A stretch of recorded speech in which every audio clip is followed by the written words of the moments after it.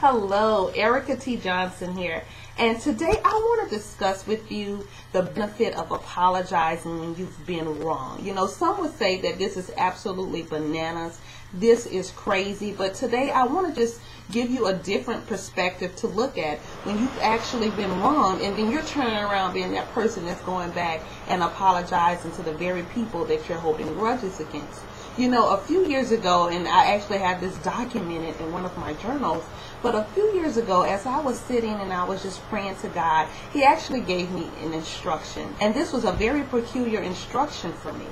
But really, He just told me to take out a sheet of paper and to write down all of the individuals in the, whatever portions or period in my life who have actually wronged me that I was holding grudges against. And some of these grudges really dated way back to the point when I was a little girl. So I did the actual instruction. But this was the biggest thing. He was really testing my pride here. But I was given instruction to call every last one of those individuals on that list who had wronged me. I had to call them and I had to apologize to them.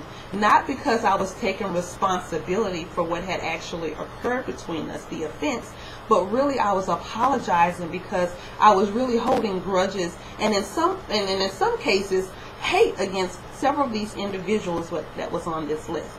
But what was so trying about it was this was a period in my life where my marriage was going haywire. My life was in absolute chaos. My career wasn't progressing properly. Everything seemed to be failing in my life. And when I go back and I look at it today, it could have possibly been because of the grudges that I was holding on to.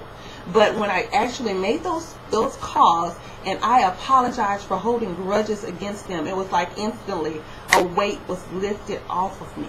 And I began to immediately see sprouts of growth just popping up all over my life. And then my relationships began to get better. My marriage began to get better. My career began to get better. It's like a total shift began to happen. So that is the benefit of when you can actually go to someone who has wronged you deeply. Have really deeply hurt you, that you're holding grudges against, that you can go to them and you can say, I'm sorry because this is what I'm holding against you. I don't want to hold it anymore. It doesn't require you to respond at all, but I just want to tell you that I'm sorry, and watch and see the results that you began to see in your life. I know it works because it has worked for me.